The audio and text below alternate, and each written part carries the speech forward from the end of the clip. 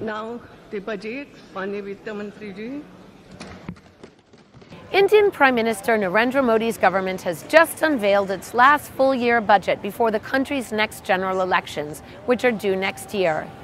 Investors have been watching closely to see how the administration would reconcile the competing pressure for popular measures to appeal to voters and the need to maintain fiscal discipline. At stake is the country's macroeconomic stability and the threat of a reemergence of higher inflation. In the end, the government has bowed to electoral compulsions and decided to back away from its roadmap for fiscal consolidation.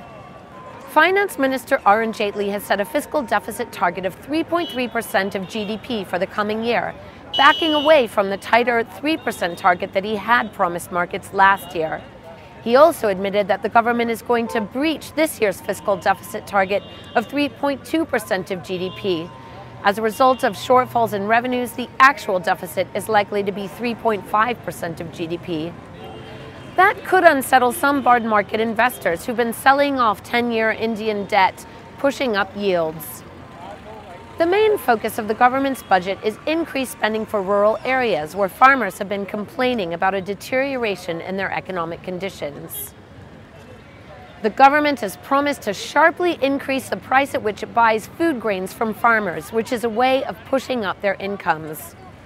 The other very dramatic announcement in the budget was a big new health insurance scheme that's supposed to provide around 100 million poor and vulnerable families with up to $8,000 in coverage a year in case any of their members are hospitalized. That's likely to be popular among working class and rural voters for whom a health crisis is also often a major financial emergency. But details of the scheme have yet to be announced, so it's unclear how it's actually going to work.